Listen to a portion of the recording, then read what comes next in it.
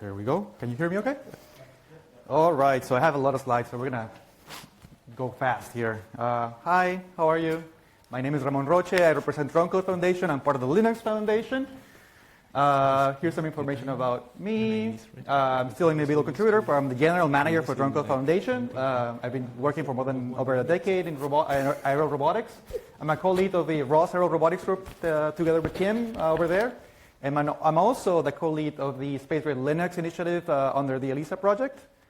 So I'm here to talk to you about the open source UAV ecosystem, Dronecode. What is Dronecode? Well, like the Linux Foundation, we're a nonprofit that hosts aerial robotics projects.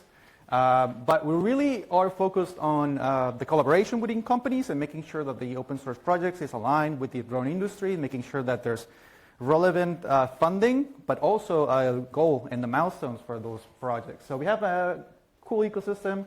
We have industry standards like Pixhawk, open hardware, open standards. We have MapLink, which is the messaging protocol, which a lot of the other open source projects and also companies that are not even open source are using. We have industry members like NXP, Auterion. We have another 18 members within Dronecode. We're part of the industry associations like the Open Source Robotics Alliance, Linux Foundation, and the OpenCV Foundation. And we have quite a few projects. Here's some of our members. We started in 2009 at ETH Zurich. The project started. But Dronecode itself started in 2014. We've been very successful so far. I just ran numbers. We have around 30,000 contributors. We have around 100 Git repositories. It's estimated that we have $1 billion in project value. We have around 60 million lines of code already. Just last year, we had 1,900 contributors.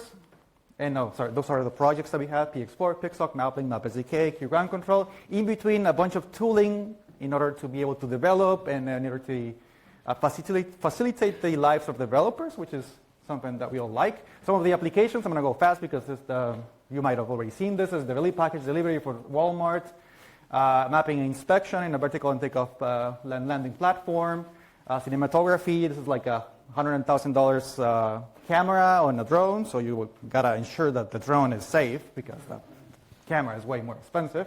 Very commoditized platforms, vertical takeoff and landing, also underwater. We also support rovers, above surface, you name it, right? How are all these applications possible? Well, thanks to the PX4 Autopilot, which is like at the center of the community.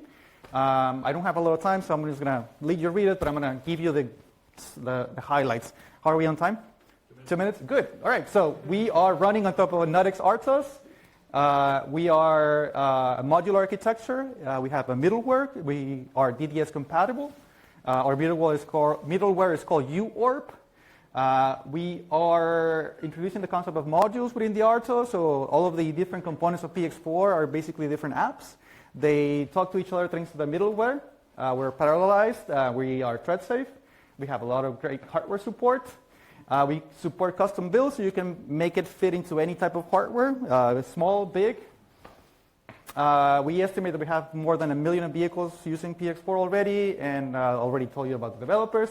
Some of the cool stuff of PX4, there's flight modes. This is a concept that might be familiar with you. We have flight tasks, which are, and look at it like an API that helps you build flight modes. We have parameters that expose the behavior to the end user. There's an events interface, so as a developer, you might want to subscribe to location. You might want to subscribe to different events across different modules, so we support all of that.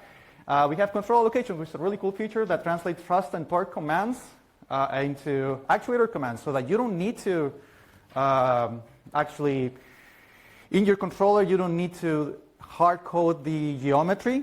You can translate that through the control locator API. We have native ROS support. We also have another cool project, which is Pixhawk. I don't know how to make this pointer work, I think it's this. There's more than 30 manufacturers working with Pixhawk right now. Pixhawk gets developed within Dronecode. There's a special interest group, so if you want to help develop open hardware, please join us. We support a bunch of sensors. Main architecture is based on STM32, but we now have IMX support and also RISC-V. And 20 seconds, and that's it. We also have gimbal support, debuggers, smart batteries. The connectors are also standardized within Dronecode. So we have a great community. We also have QGround Control, which is a mission planning software. You can do all the things that you need to do in a drone. native ROP support through micro XRC DDS, and we also have Seno Pico support, thanks to Peter over there.